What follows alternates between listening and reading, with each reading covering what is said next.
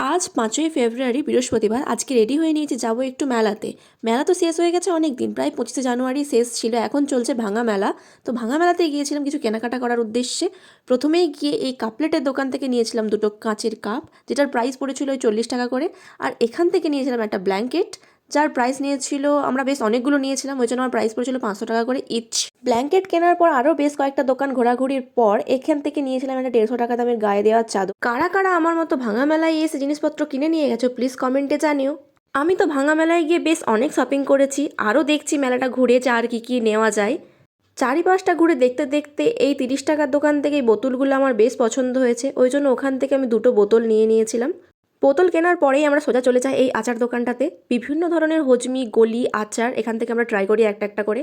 তারপর ফাইনালি একটা হজমির গলি ডাব্বা আমাদের পছন্দ হয়, এটা নিয়ে এখন যাচ্ছি বাড়ির উদ্দেশ্যে। কিন্তু বাড়ি যাওয়ার আগে তো কিছু খাওয়া দাওয়া করতে হবে। ক্লক টাওয়ারের অপোজিটে যে দোকানটা আছে ঝালমুড়ি, সেখান থেকে আমরা সবার জন্য ঝালমুড়ি কিনে নিই। এখন যাচ্ছি বাড়ির দিকে। আজকের মতো এইটুকুই, টাটা।